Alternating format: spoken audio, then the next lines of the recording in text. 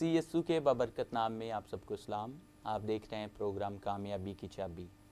एक मुफक्कर ने बयान किया, man is the architect of his own fate, यानी इंसान अपनी किस्मत जो है वो ख़ुद बनाता है। दुनिया में दो किस्म के लोग हैं, एक वो जो ख़ुद तजर्बा करते हैं और दूसरे वो जो दूसरों के तजुर्बात से फ़ायदा उठाते हुए जो हैं वो कामयाबी की तरफ बढ़ते हैं।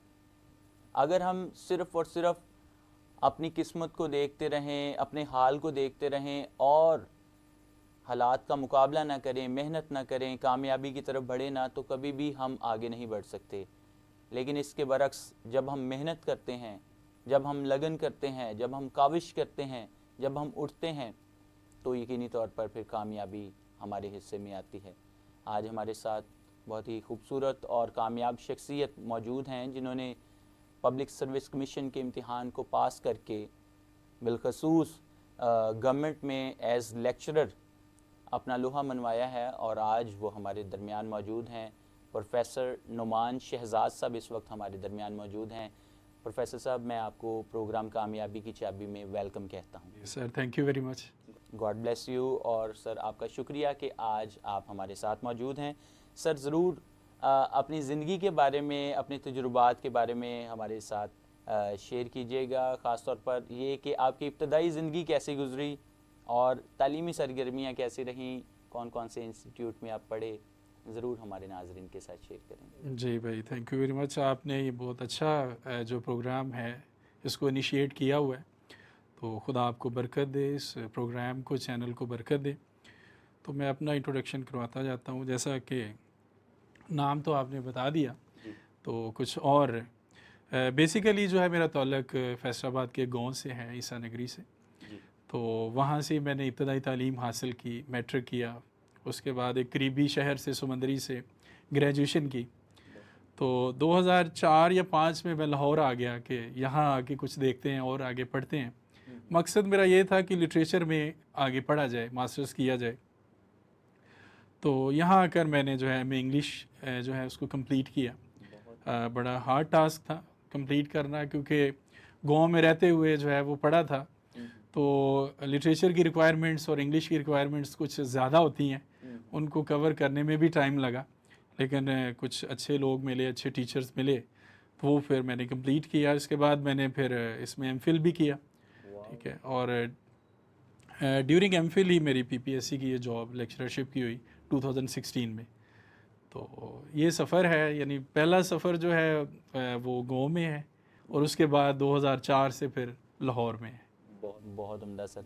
तो इस सफ़र में सर ये बताएं कि ख़ास तौर पर इंग्लिश को आपने जब सेलेक्ट किया बतौर सब्जेक्ट, या इंग्लिश लिटरेचर को सिलेक्ट किया, तो इसके लिए क्या चीज़ थी? किसी को आपने देखा या ख़ास तौर पर आपकी ख़ुद से अंदर ये डिज़ायर पैदा हुई कि मैंने इंग्लिश के सब्जेक्ट में मास्टर्स करना है या इंग्लिश लिटरेचर को जो अपने लिए चुनना है? हाँ, ये एक है तो लंबी स्टोरी। खसूसी तौर पर देखा जाए तो ये एक मुश्किल सब्जेक्ट माना जाता है हमारे, मतलब जो हल्का अहबाब है। जी बिल्कुल। इसमें थोड़ी सी मैं लिटरेरी बात ये करूँगा कि जब मैं छोटा था तो अपने वाले साहब से ना स्टोरीज़, कहानियाँ जो हैं वो सुनता था। तो मेरा ख़ास एक इंटरेस्ट था कहानियों में। लिटरेचर में आपको पता स्टोरीज़ होती हैं, नावल है, ड्रामा है। और फिर इंग्लिश में क्यों किया, इसका आंसर ये है कि मैं क्रिकेट कमेंट्री जो है वो बहुत शौक़ से सुनता था। अच्छे कमेंटेटर्स को सुनना, तो उनको सुनकर जो है मुझे इंग्लिश अच्छी बोलने का जो वो शौक़ हुआ। और फिर ये कि दोनों चीज़ें ये मिल गई, स्टोरीज़ का शौक़ और प्लस इंग्लिश का। तो फिर मैंने इसमें जो है मास्टर्स और उसके बाद एमफिल, और अब खुदा की मर्ज़ी हुई तो मैं ज़रूर इसमें पीएचडी भी करूँगा। बाफजले खुदा खुदावन ये मुमकिन करे और आप पीएचडी ज़रूर करें, और ज़रूर फिर हम नेक्स्ट प्रोग्राम में आपके साथ डॉक्टर लगा के फिर आपको मुखातिब करेंगे। सर ये बताएं कि आपकी ज़िंदगी में आपकी मोटिवेशन कौन रहे, या किस शख्सियत को आप अपना आइडियल मानते हैं? कौन सी शख्सियत ऐसी है जो शुरू से शायद अब तक आपकी इंस्पिरेशन है? जी, एक तो मेरे वाले साहब हैं, उन्होंने बहुत मेहनत की, लाइफ में स्ट्रगल की और सक्सेसफुल हैं वो इस वक्त। इसके अलावा क्रिकेट की मैंने बात की तो उसमें सचिन तेंदुलकर जो है वो मेरे फेवरेट हैं, कि किस तरह से वो यानी कि एफर्ट के साथ जो है अपनी फ़िटनेस को, अपनी परफॉर्मेंस को मेंटेन उन्होंने इतने साल रखा। उसके बाद अगर रिलीजियसली बात की जाए, स्पिरिचुअल बात की जाए, तो उसमें डॉक्टर लियाकत कैसर साहब, जब मैं लाहौर आया 2004 से, उनको जो है वो FGA चर्च जाना शुरू किया, उनको सुना, तो उनकी लेक्चर की डिलीवरी, उनका नॉलेज और जो खुदा ने उन पे अनॉइंटिंग रखी है, उन तीनों चीज़ों ने मुझे बहुत जो है ना इम्प्रेस किया, इंस्पायर किया। तो मेरी टीचिंग में यानी वो बहुत अच्छा जो है इन चीज़ों ने रोल प्ले किया। मतलब आप उनसे मुतासर होते हैं और ख़ास तौर पर आप भी चाहते हैं कि उन जैसा बन जाएं। जी, खुदावंद ये मुमकिन करे।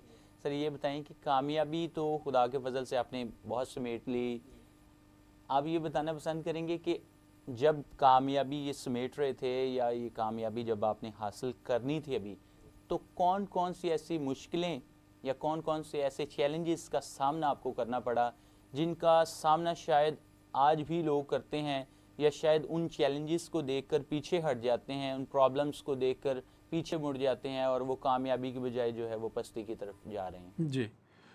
इसमें ये बात मैं कहूँगा कि कहा जाता है, एक प्रोवर्ब है कि फॉर्चून फेवर्स द ब्रेव, और आई थिंक बाइबल का मैसेज भी इसे सपोर्ट करता है कि किस्मत जो है वो बहादुरों का साथ देती है। आप सारे जो है राइचियस खुदा के लोग बाइबल में से देख लीजिए कि उन्होंने यानी हिम्मत की है और खुदा के लिए खड़े हुए हैं, तो उसके बाद उनको फेवर मिली। मोस्टली हम ग्रेस के जिक्र करते हैं कि जी ग्रेस पीरियड है, लेकिन ग्रेस के लिए भी आप पहले कुछ करते हैं तो फिर वो आपको हासिल होती है। ठीक है, पेपर जब आप देते हैं और मार्क्स अगर थोड़े कम रह जाएं तो फिर ग्रेस मार्क्स मिलते हैं, लेकिन अगर आप अपीयर ही ना हो तो फिर आपको ग्रेस मार्क्स नहीं मिलते। डेफिनेटली ऐसे। सो इसके लिए आप कहना चाह रहे हैं कि आपने हिम्मत की है, और आप ये पैगाम भी उन लोगों को यही देना चाहते हैं जो इस वक्त ख़ास तौर पर डरे हुए हैं, अपने सामने आए हुए चैलेंजेस या उन मुश्किलों को देखते हुए वो डर रहे हैं, अगर तो आप उनको ये पैगाम दे रहे हैं कि ज़रूर हमें हिम्मत करनी है। जी बिल्कुल, आपने सर मुश्किलात की बात की थी जी। तो मुश्किलात ख़ास तौर पर एकेडमिक जो मेरा जर्नी है उसमें बहुत सारी आई हैं, और ये आलमोस्ट मैट्रिक से स्टार्ट हुई और फिर साथ साथ चलती रहीं। मैंने अपने स्कूल में पहली क्लास से लेकर ऑलमोस्ट 8th क्लास तक फर्स्ट पोजीशन ली, क्लास में भी और फिर स्कूल में भी। लेकिन उसके बाद कुछ प्रॉब्लम्स जो है उन्होंने सारे उठाना शुरू किया।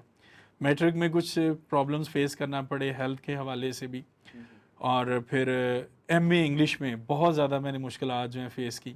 एक दफ़ा मैं इतना बीमार पड़ गया कि कोई 2-2.5 माह जो है वो मैं चारपाई पर रहा और बिल्कुल एक हड्डियों का ढांचा बन गया।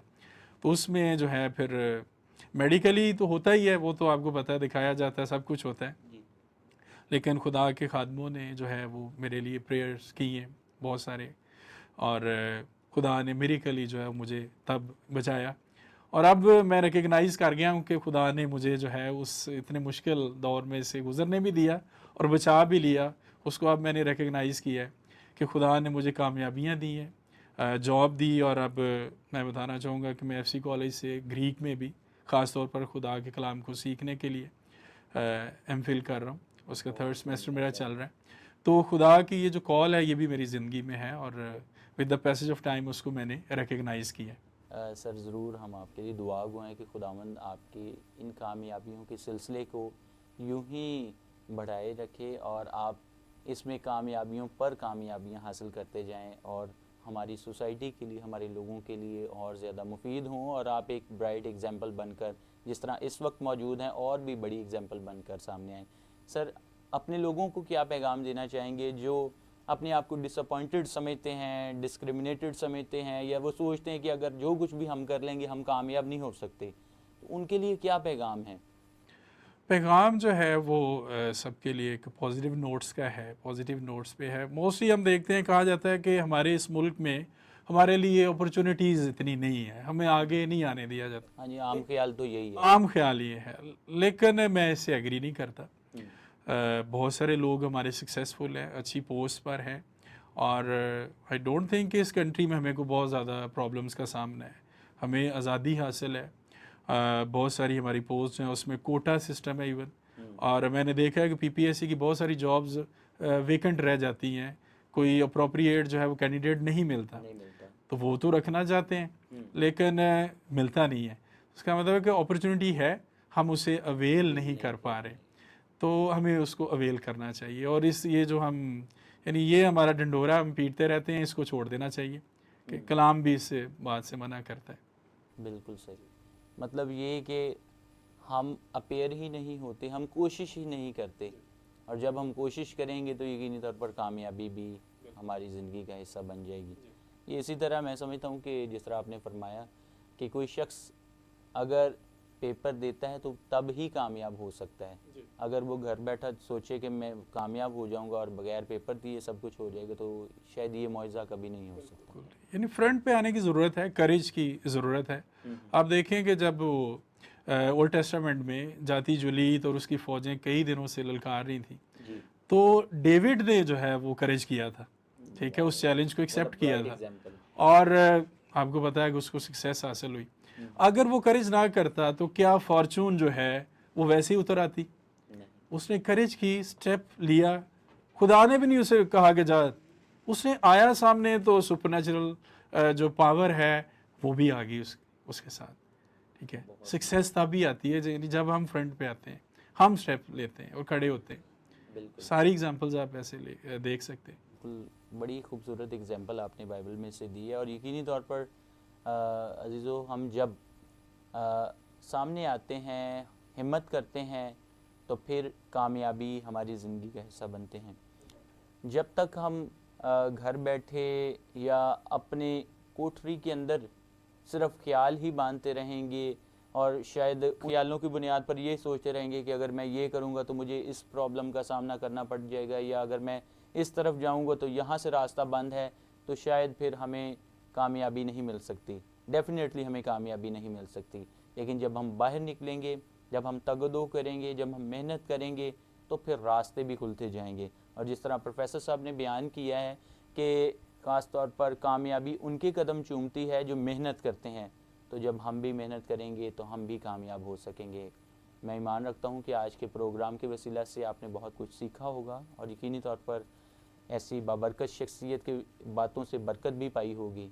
मिलेंगे अगले प्रोग्राम में एक नई कामयाब शख्सियत के साथ। देखते रहें कामयाबी की चाबी।